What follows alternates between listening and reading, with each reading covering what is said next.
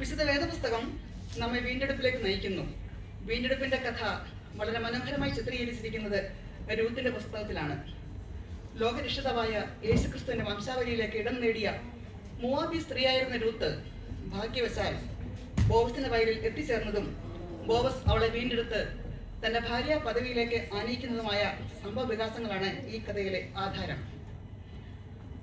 ഒരു ക്ഷാമത്തിന് പകരം 3 ശവസംസ്കാരങ്ങൾ ഏറ്റുവാങ്ങുന്നതിലേക്ക് നയിച്ച തെറ്റായ തീരുമാനം കൈക്കൊണ്ട ഒരു കുടുംബത്തിന്റെ കഥ, അതാണ് രൂത്ത്. എന്നാൽ രൂത്തിന്റെ കഥ ഒരു പ്രണയകഥ കൂടിയാണ്. യഹൂദ പ്രഭുവായിരുന്ന ബോവസിന്റെ ഹൃദയ പൂങ്കാവനത്തിൽ മോവാബിന്റെ നീലവിൽ ഹൈസിൽ നിന്നും പഞ്ചവർണ്ണത്തത്ത പോലെ പറന്നു വന്ന് കൂടുകെട്ടിയ ഒരു മോവാബി സ്ത്രീയുടെ കഥ. ഞാൻ നിങ്ങളെ മോവാബിലേക്ക് ഞാൻ നിങ്ങളെ ബേത്ലഹേമിലേക്ക് ക്ഷണിക്കുന്നു. ബേത്ലഹേം എന്ന പേര് തന്നെ നമ്മെ ഹർഷപുളകിതരാക്കും എന്നുള്ളതിന് സംശയമില്ല. എന്നാൽ ഇപ്പോൾ അപ്പത്തിന്റെ ഭവനം എന്നർത്ഥമുള്ള ബേത്ലഹേം കൊടിയ ക്ഷാമത്തിന്റെ പിടിയിൽ അമർന്നിരിക്കുകയാണ്. ക്ഷാമദേവത കരാള നൃത്തം ആടുകയാണ് ബേത്ലഹേമിൽ.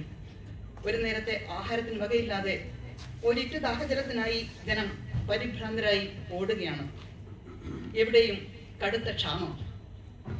അരിയില്ല, യവമില്ല, എണ്ണയില്ല, തൊണ്ട നനയ്ക്കുവാൻ നീരുമില്ല, അത്തി തളിർത്തില്ല, മുന്തിരി പൂത്തില്ല, മാതളപ്പൂക്കൾ വിടർന്നതില്ല, ആറ്റിലും തോട്ടിലും വെള്ളമില്ല, മഞ്ഞും മഴയും അശേഷമില്ല, പട്ടണവാസികൾ പൊട്ടിക്കരഞ്ഞുകൊണ്ടർദ്ധരയോടുന്നു അന്നം തേടി.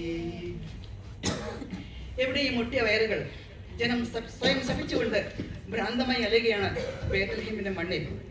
ദയനീയമാണ് ആ കാഴ്ച, ഹൃദയഭേദകമാണ് ആ രംഗങ്ങൾ. പക്ഷേ എങ്ങനെ സംഭവിച്ചു? എന്തുകൊണ്ട് സംഭവിച്ചു?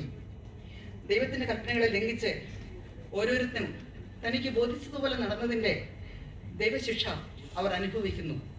കാറ്റ് വിതച്ച് അവർ കൊടുങ്കാറ്റ് കൊയ്യുന്നു. ഇതാണ് ഇപ്പോൾ ബേത്ലഹേമിന്റെ അവസ്ഥ. ബേത്ലഹേമിലെ ഒരു കുടുംബത്തെ നമുക്കിനി പരിചയപ്പെടാം. എലീമേലെക്കിന്റെ ഭവനം, ഭാര്യ നവോമി, ആൺമക്കൾ 2 പേർ, മഹലോനും കില്യോനും. ആ വീട്ടിൽ ഗൗരവമായൊരു ആലോചന നടക്കുകയാണ്. വിഷയം ക്ഷാമം തന്നെ. ഒടുവിൽ അവർ ഒരു തീരുമാനത്തിലെത്തി. ഈ കഠിന ക്ഷാമത്തിൽ നിന്നും രക്ഷപ്പെടുവാൻ ഒരേ ഒരു മാർഗം, ദേശം വിടുക, മോവാബിലേക്ക് പോകുക, മോവാബിന്റെ സുഭിക്ഷിതത്തിൽ അഭയം തേടുക. ഒരു എതിർപ്പുമില്ലാതെ തീരുമാനം ഉറപ്പിച്ചു. ഒരുക്കങ്ങൾ അതിവേഗം നടക്കുന്നു. കൊട്ടയും ചട്ടിയും വട്ടക്കലങ്ങളും കിട്ടിയതൊക്കെയും കെട്ടിലാക്കി, കെട്ടിപ്പെറുക്കി ചുമലിൽ വഹിച്ചവർ ശീഘ്രം ഗമിച്ചു മോവാബിലേക്ക്. മോവാബിലേക്കുള്ള എലിമേലെക്കിന്റെയും കുടുംബത്തിന്റെയും യാത്ര പിന്മാറ്റത്തിന്റെ ചുവടുവെപ്പായിരുന്നു. അവരുടെ വിശ്വാസ കണ്ണുകൾ തുറന്നില്ല. ലോകപരമായ കാഴ്ചയിലാണ് അവർ നടന്നത്. വിശ്വാസ കണ്ണുകൾ മങ്ങിപ്പോയി, ദർശനമില്ലാതിരുണ്ടുപോയി, കാണുന്ന കാര്യങ്ങൾ മാത്രമായി കണ്ടവർ കാഴ്ചയ്ക്ക് അതീതനെ കണ്ടുമില്ല. അങ്ങനെ അവർ ദീർഘദൂരം യാത്ര ചെയ്ത് മോവാബിലേക്ക് പോകുവാനുള്ള ആരംഭമായി. ആരാണ് ഈ മോവാബ്യർ? അവരെ നമുക്കൊന്ന് പരിചയപ്പെടാം. മോവാബിയുടെ പിതാവായ മോവാബിന്റെ ജനനം തന്നെ ശപിക്കപ്പെട്ടത്. അവർ ജീവനുള്ള ദൈവത്തിന്റെ ശത്രുക്കളും ദൈവജനത്തിന്റെ വിരോധികളുമായിരുന്നു. മോവാബിന്റെ ശാപഗ്രസ്തമായ ചരിത്രമൊക്കെ എലിമേലെക്കും കുടുംബത്തിനും നന്നായി അറിയാം. എന്നാൽ സാത്താൻ അവരുടെ കാതുകളിൽ മന്ത്രിച്ചു, നിങ്ങൾക്കും ജീവിക്കണ്ടേ? ബേത്ലഹേമിലുള്ള ഈ കൂട്ടും കൂട്ടായ്മയും ഒക്കെ പോയാലെന്താ?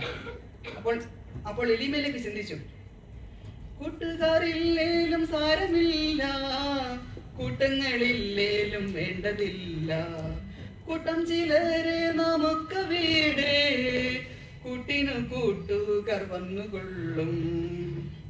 അങ്ങനെ അവർ മോവാബിലെത്തി. ഇപ്പോൾ നമ്മൾ ബേത്ലഹേമിലല്ല, നമ്മൾ മോവാബിലാണ്. അങ്ങനെ എലിമേലെക്കും കുടുംബവും വളരെ സുഖമായി സന്തോഷമായി ജീവിക്കുകയാണ്. ജീവിതം സൗഭാഗ്യകരമാക്കുവാനുള്ള തുടക്കങ്ങൾ ആരംഭിച്ചു. മുൻപോട്ടുള്ള ജീവിതം വളരെ മെച്ചമാകും എന്നവർ കരുതി. മഹലോനും കില്യോനും മൂവാബ്യ കന്യകമാരെ വിവാഹം കഴിച്ചു. അങ്ങനെ ജീവിതം അവർ കരുതിയതുപോലെ തന്നെ നല്ല രീതിയിൽ തന്നെ മുൻപോട്ട് പോയി. പെട്ടെന്ന് അവരുടെ ജീവിതത്തിന്റെ സ്വച്ഛതയുടെ കായ്സിൽ കാർമേഘ പടലങ്ങൾ ഉരുണ്ടുകൂടി. എലിമേലക്ക് രോഗബാധിതനായി മരിച്ചു. അശുകനപാദം പോലെ ദുരന്തങ്ങൾ ഓരോന്നായി ആ ഭവനത്തെ വേട്ടയാടുവാൻ തുടങ്ങി. മക്കളായ മഹലോനും കില്യോനും മരണത്തിന് കീഴ്പ്പെട്ടു. ദുരന്തങ്ങളുടെ മേഘഗർജനങ്ങൾ കേട്ട് നവോമി നടുങ്ങി. ഭർത്തൃവിയോഗത്തിൻ നൊമ്പരം മാറും മുൻ വേറിയ അനർത്ഥങ്ങളൊന്നൊന്നായി. ഓമേന മക്കളും മഹലോനും കില്യോനും കലയവനീകയ്ക്കുള്ളിലായി. വൈവിധ്യ ദുഃഖ ചിതയിൽ പതിച്ചവൾ അഗ്നിയിൽ വീഴും ശലഭം പോലെ. ബേത്ലഹേമിലെ ക്ഷാമത്തിന്റെ പിടിയിൽ പെട്ട് മരിച്ചു വീഴാതിരിക്കാൻ മോവാബിന്റെ സമൃദ്ധിയുടെ ചിറകിൻ കീഴിൽ അഭയം തേടിയവരിൽ 3 പേർ മരിച്ചത് ഒരു വിരോധാഭാസമായി തോന്നിയേക്കാം. കൂരിൽ താഴ്വരയിൽ കൂടി നടന്നാലും ഞാൻ ഒരു അർത്ഥവും ഭയപ്പെടുകയില്ല, നിന്റെ വഴിയും പോലും എന്നെ ആശ്വസിപ്പിക്കുന്നു എന്നുള്ള വിശ്വാസത്തിന്റെയും ആശ്വാസത്തിന്റെയും തൂലികയിൽ രചിച്ച സങ്കീർത്തനം ബേത്ലഹേമിലുണ്ടായ പ്രതികൂലങ്ങളുടെ മധ്യേ ആലപിക്കുവാൻ കഴിയാതിരുന്ന നവോമിക്ക് മോവാബിൽ അടിക്കടി വിലാപ ഗാനങ്ങളുടെ ചർമ്മങ്ങൾ കേട്ട് കണ്ണുനീരൊഴുക്കേണ്ടി വന്നു. 10 സംവത്സരങ്ങൾ വളരെ വേഗത്തിൽ കടന്നുപോയി. ഇപ്പോൾ ആ ഭവനത്തിൽ ശേഷിക്കുന്നത് 3 വിധവമാർ: നവോമി, ഓർപ്പ, രൂത്ത്. ഒരു ശുഭവാർത്ത നവോമിയുടെ കാതുകളിലെത്തി. ബേത്ലഹേമിലെ ക്ഷാമം മാറിയിരിക്കുന്നു. ബേത്ലഹേമിലേക്ക് പോകുവാൻ അവളുടെ മനസ്സ് വെമ്പൽ കൊണ്ടു. ദൈവം ആകാശം വീണ്ടും തുറന്നതും ഭൂമിയിൽ മഴ പെയ്തതും ധാന്യം വിളഞ്ഞതും എല്ലാം കേട്ടവൾ കോരിത്തെരിച്ചു, ദൈവത്തെ സ്തുതിച്ചു. നവോമി ബേത്ലഹേമിലേക്ക് പോകുവാൻ തീരുമാനിച്ചു. എന്നാൽ മരുമക്കളായ ഓർപ്പയോടും രൂത്തിനോടും മോവാബിൽ തന്നെ തുടരുവാൻ നവോമി ആവശ്യപ്പെട്ടു. മനസ്സില്ലാ മനസ്സോടെ പൊട്ടിക്കരഞ്ഞുകൊണ്ട് ഓർപ്പ അമ്മായിയമ്മയെ ചുംബിച്ച് പിരിഞ്ഞു. ഇവിടെ ഓർപ്പയുടെ കഥ അവസാനിക്കുകയാണ്. എന്നാൽ രൂത്തിന്റെ സംഭവബഹുലമായ കഥ ആരംഭിക്കുകയാണ്. അമ്മാവിയമ്മയുടെ ചാരത്തു നിന്ന് മാറിപ്പോകാൻ മനസ്സില്ലാതെ രൂത്തെ ഒരേ ഒരു നിൽപ്പാണ്. ഇതൊരു നിർബന്ധ ബുദ്ധി പോലെ തോന്നാമെങ്കിലും അനുഗ്രഹത്തിന്റെ തുടക്കമായിരുന്നു. ഓർപ്പ പോയതുപോലെ രൂത്തിനോടും പോകുവാൻ നവോമി നിർബന്ധിച്ചു. നവോമി അങ്ങനെ പറയാനുള്ളതിന്റെ കാരണം എന്താണ്? പൊയ്ക്കൊള്ളുക നീയും നിൻ ഭവനത്തേക്ക്, ഇല്ല മറ്റാരുമില്ലെന്റെ കൂടെ. ശൂന്യമാണ് എൻ കൈകൾ നിന്നെ പോറ്റാൻ, വാർദ്ധക്യവും വന്നണഞ്ഞുപോയി. രൂത്ത് നവോമിയുടെ മുമ്പിൽ കണ്ണുനീരോടെ കേണു. വിട്ടുപിരിയുവൻ ചൊല്ലിടല്ലേ, വിട്ടുപിരിഞ്ഞു ഞാൻ പോകുകയില്ല. നീ പോകും ദേശത്തു ഞാനും പോരും, നീ പാർക്കും ദേശത്ത് ഞാനും പാർക്കും. നിന്റെ ജനമെന്നും എന്റെ ജനം, നിന്റെ ദൈവമെന്നും എന്റെ ദൈവം. നീ അടക്കപ്പെടും മണ്ണിൽ തന്നെ, ഞാനും നിതാന്തമായി വിശ്രമിക്കും. മോവാബിൽ ഇതുവരെ കണ്ടിട്ടില്ലാത്ത സദാചാര ബോധം രൂത്ത് നവോമിയിൽ ശ്രദ്ധിച്ചു. രൂത്ത് തന്നെ വിട്ടുപോകയില്ല എന്ന് ബോധ്യമായി. ഒടുവിൽ നവോമി അവളെ കൂടെ വരുവാൻ സമ്മതിച്ചു. അങ്ങനെ അവർ ദിവസങ്ങൾ നടന്ന് തിരിച്ച് ബേത്ലഹേമിലെത്തി. അവരെ കണ്ടപ്പോൾ പട്ടണം മുഴുവൻ ഇളകി. ആരിത്? ഇത് നവോമിയോ? എന്തൊരു മാറ്റം ഇത്! വാടിക്കരിഞ്ഞ മലര് പോലെ. തന്നെ തിരിച്ചറിഞ്ഞ ജനത്തിന്റെ മുൻപിൽ നിറ കണ്ണുകളോടെ ചോദ്യചിഹ്നമായി അവൾ നിന്നു. മാറായെന്നെ വിളിക്കൂ ദുഃഖപുത്രീ, ഞാൻ കേഴുന്നു കണ്ണീർ കടൽ കയത്തിൽ. ജീവിത ദുഃഖ കൊടുങ്കാറ്റടിക്കടി, ആഞ്ഞടിച്ചെന്നൗക വീണുപോയി, ആഞ്ഞടിച്ചെന്നൗക വീണുപോയി. ഇങ്ങനെ നവോമി വിലപിച്ചു. ഉറ്റവരും ഉടയവരും സ്വന്തക്കാരും എല്ലാവരും തന്നെ അവളെ ആശ്വസിപ്പിച്ച് ധൈര്യപ്പെടുത്തി. അങ്ങനെ അവരുടെ ജീവിതം ബേത്ലഹേമിൽ തുടരുകയാണ്. അവർ മോവാബിൽ നിന്നും ബെത്ലഹേമിൽ എത്തിയപ്പോൾ അവിടെ യവക്കൊയ്ത്തിന്റെ ആരംഭമായിരുന്നു, വിളവെടുപ്പിന്റെ കാലം. രൂത്ത് നവോമിയുടെ സമ്മതം വാങ്ങിയ ശേഷം കതിർ പെറുക്കുവാൻ പോയി. ഭക്ഷണം വേണ്ടേ? നിത്യവൃത്തിക്കുള്ള വക തേടി അവൾ പുറപ്പെട്ടു. ഭാഗ്യവശാൽ അവൾ എലിമേലിക്കിന്റെ കുടുംബക്കാരനായ ബോവസിന്റെ വയലിൽ എത്തിച്ചേർന്നു. പക്ഷെ അവൾ കതിർ പെറുക്കാൻ പോകുമ്പോൾ അവൾക്ക് യാതൊന്നും അറിയില്ലായിരുന്നു. ആരുടെ വയലാണ്, എന്താണ് എന്നൊന്നും തന്നെ അവൾക്ക് അറിയില്ലായിരുന്നു. ഭാഗ്യവശാലാണ് അവൾ അവിടെ എത്തിയത്. പ്രിയപ്പെട്ടവരെ, ഈ കഥയിലെ ഏറ്റവും പ്രധാനപ്പെട്ട ആ കഥാപാത്രമാണ് ബോവസ്. ബോവസ് യഹൂദ പ്രഭുവാണ്, എലിമേലിക്കിന്റെ ചാർച്ചക്കാരനാണ്, മഹാസമ്പന്നനാണ്, കുലീനനാണ്, ഔദാര്യ മനസ്കനാണ്. രൂത്ത് വയലിൽ എത്തിയ സമയം ബോവസ് തന്റെ ഭവനത്തിൽ നിന്നും വരികയായിരുന്നു. ഒരു അപരിചിതയായ യുവതി തന്റെ വയലിൽ കതിർ പെറുക്കുന്ന ദൃശ്യം അവന്റെ ശ്രദ്ധയിൽപ്പെട്ടു. ബോവസ് അവളെക്കുറിച്ച് തന്റെ ഭൃത്യന്മാരോട് തിരക്കി. എല്ലാം ചോദിച്ചറിഞ്ഞ് മനസ്സിലാക്കിയ ശേഷം രൂത്തിന്റെ അടുത്തെത്തി അവൾക്ക് സ്വാതന്ത്ര്യമേകി അവളെ ധൈര്യപ്പെടുത്തി. അവൾക്ക് നൽകിയ ഔദാര്യങ്ങളൊക്കെ വളരെ ദയയോടും സ്നേഹത്തോടും കൂടിയുള്ളതായിരുന്നു. ഇത് ശ്രദ്ധിച്ചാൽ ഒരു കാര്യം സ്പഷ്ടമാണ്. ബോവസ് രൂത്തിനെ കരുതിയിരുന്നു. പെറുക്കിയ കതിർമണികളുമായി അവൾ വീട്ടിലെത്തി. സകലതും ഒന്നൊന്നായി അവൾ നവോമിയോട് പറഞ്ഞു. ബോവസിൽ നിന്നും കേട്ടതായ വാക്കുകൾ നവോമിയുടെ ഹൃദയത്തെ തണുപ്പിച്ചു. ഇത് നവോമിയിൽ ഒരു പുതിയ ആശയം ജനിപ്പിച്ചു. ബോവസ് തന്റെ കുടുംബത്തിന്റെ വീണ്ടെടുപ്പുകാരൻ ആണ് എന്ന് നവോമി മനസ്സിലാക്കി.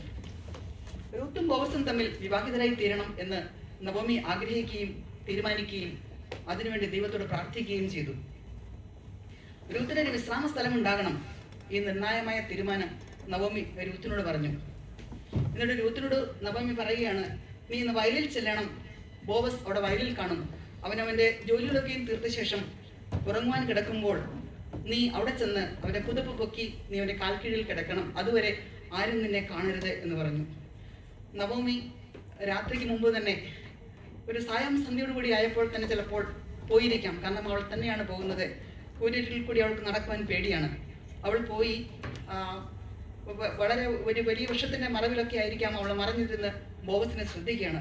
ബോവസ് തന്റെ ജോലിയെല്ലാം കഴിഞ്ഞ് ഭക്ഷണമൊക്കെ കഴിഞ്ഞ് കിടന്നുറങ്ങിയ ശേഷം നിശയുടെ നിശബ്ദതയിൽ ആ നീലനില രാത്രിയിൽ തുടിക്കുന്ന ഹൃദയവുമായി പേടിച്ചരണ്ട് വിറയാർന്ന പാദങ്ങൾ നിലത്തൂന്നി അവൾ ബോവസ് കിടക്കുന്നതിനരികെ എത്തി. അവന്റെ കാലിന്മേലുള്ള പുതപ്പ് പൊക്കി അവിടെ കിടന്നു. കുറെ സമയം കഴിഞ്ഞപ്പോൾ ബോവസ് പെട്ടെന്ന് ഞെട്ടി തിരിഞ്ഞെഴുന്നേറ്റു. തന്റെ കാൽക്കൽ ഒരു സ്ത്രീ കിടക്കുന്നു. ആരാണ് നീ? എന്തിനോടെ വന്നു? ബോവസിന്റെ ശബ്ദം അന്തരീക്ഷത്തിൽ മാറ്റൊലി കൊണ്ടു. അവൾ പറഞ്ഞു, ഞാൻ നിന്റെ ദാസിയായ രൂത്ത്. നിന്റെ പുതപ്പ് അടിയിന്റെ ഇടണമേ. നീ എന്റെ വീണ്ടെടുപ്പുകാരനല്ലോ. ബോവസ് എതിർത്തില്ല. നീ യഹോവയാൽ അനുഗ്രഹിക്കപ്പെട്ടവൾ, നീ ഉത്തമയായ സ്ത്രീയാണെന്നും ഞാൻ നിന്റെ വീണ്ടെടുപ്പുകാരൻ എന്നുള്ളതും സത്യം തന്നെ എന്ന് രൂത്തിനോട് പറഞ്ഞു. എങ്കിലും എന്നെക്കാൾ അടുത്തൊരു ചാർച്ചക്കാരൻ നിനക്കുണ്ട്. അവന് നിന്നെ വീണ്ടെടുക്കുവാൻ സമ്മതമുണ്ട് എങ്കിൽ അവനത് ചെയ്യട്ടെ, ഇല്ല എങ്കിൽ ഞാനത് നിവർത്തിച്ചു കൊള്ളാം എന്ന് പറഞ്ഞ് ധൈര്യപ്പെടുത്തി അവളെ പറഞ്ഞയച്ചു. അവൾ വീട്ടിൽ ചെന്ന് നവോമിയോട് നടന്നതെല്ലാം വിവരിച്ചു പറഞ്ഞു. നവോമിക്ക് സന്തോഷമായി. ബോവസിന് ഉറങ്ങാൻ കഴിഞ്ഞു കാണത്തില്ല. ബോവസ് ഇത് തന്നെ ഓർത്ത് ചിലപ്പോൾ രാത്രി മുഴുവൻ ചിന്തിച്ച് കിടന്നു കാണും. പതിവിലും നേരത്തെ തന്നെ ബോവസ് എഴുന്നേറ്റ് രൂത്തിനോട് പറഞ്ഞ് ആ ചാർച്ചക്കാരനെ കാണുവാനായിട്ട് പോയി. എലിമേലിക്കിന്റെ വയലും അതോടൊപ്പം രൂത്തിനെയും വീണ്ടെടുക്കുവാൻ ബോവസ് അയാളോട് ആവശ്യപ്പെട്ടു. എന്നാൽ അവൻ മനസ്സിലോടെ അവന് മനസ്സിലാതെ ഒഴിഞ്ഞു മാറി. ഞാൻ വീണ്ടെടുക്കേണ്ടത് നീ ചെയ്തു കൊള്ളുക എന്ന് അവൻ ബോവസിനോട് പറഞ്ഞു. രോഗി ഇച്ഛിച്ചതും വൈദ്യൻ കൽപ്പിച്ചതും പാല എന്ന് പറഞ്ഞതുപോലെ ബോവസ് കേൾപ്പാൻ ആഗ്രഹിച്ചതും ഇതുതന്നെ ആയിരിക്കും. അങ്ങനെ കുറെ ദിവസങ്ങൾ കഴിഞ്ഞപ്പോൾ സകല ജനത്തിന്റെയും മധ്യേ പട്ടണവാതിലുകൾ വെച്ച് സകല ഒരുക്കങ്ങളോടും വാദ്യഘോഷങ്ങളോടും കൂടി ബോവസ് രൂത്തിനെ വിവാഹം കഴിച്ചു. പട്ടണവാസികളൊക്കെ കൂടി പട്ടും പനി നീരും കൊണ്ടുവന്നു. കൊട്ടും കുരാവേയും പാട്ടും പ്രതിധ്വനി ഒട്ടും കുറഞ്ഞില്ല പ്രാർത്ഥനയും. ജനവും മൂപ്പന്മാരും ബോവസിനെയും രൂത്തിനെയും അനുഗ്രഹിച്ചു. സാറായും റാഹേലും പോലെയായി തീരട്ടെ നിൻ ഭവനത്തിലും എത്തിയവൾ. ബോവസ് നീയും പ്രബലനാകൂ, ദേശത്തു വിശ്രുതനായി തീരൂ. അങ്ങനെ അവർ വളരെ സന്തോഷമായി കഴിയുകയാണ്. ദൈവം അവരെ നാൾക്കുനാൾ അനുഗ്രഹിച്ചു. രൂത്തിന്റെയും ബോസിന്റെയും ദാമ്പത്യ വലരയിൽ ആദ്യം വിരിഞ്ഞ മകന് അവർ ഓബേദ് എന്ന് പേരിട്ടു. ദാവീദിന്റെ അപ്പനായ ഇശായുടെ അപ്പൻ ഓബേദ് ഇവൻ തന്നെ. എന്തൊരു അത്ഭുതം! യേശുക്രിസ്തുവിന്റെ വംശാവലിയിലേക്ക് രൂത്ത് സ്ഥാനം പിടിച്ചിരിക്കുന്നു. പാപത്തിന്റെ വിളനിലമായ മോവാബിൽ ജനിച്ചു വളർന്ന പെൺകുട്ടി ബോവസിന്റെ വയലിലും പിന്നെ ബോവസിന്റെ ഹൃദയത്തിലും ഒടുവിൽ ബോവസിന്റെ ഭവനത്തിലും സർവോപരി യേശുക്രിസ്തുവിന്റെ ജനനത്തിലും ഇടം നേടിയിരിക്കുന്നു. ഇങ്ങനെ ശാപത്തിനെ അനുഗ്രഹമാക്കി മാറ്റുവാൻ കഴിയുന്ന ഒരു ദൈവമാണ് നമ്മുടെ കർത്താവ്. ആ ബുദ്ധിയുള്ള 5 കന്യകമാരെ പോലെ എപ്പോഴും ഒരുക്കമുള്ളവരായി കർത്താവിന് നിഷ്കളങ്കമായ മണവാട്ടിയായി ജീവിപ്പാൻ കർത്താവ് നമ്മളെ ഓരോരുത്തരെയും ഇടയാക്കട്ടെ എന്ന് പ്രാർത്ഥിച്ചുകൊണ്ട് ചുരുക്കുന്നത്. നിങ്ങൾക്ക് ഏവർക്കും എൻ്റെ സ്നേഹവന്ദനം. താങ്ക്സ്.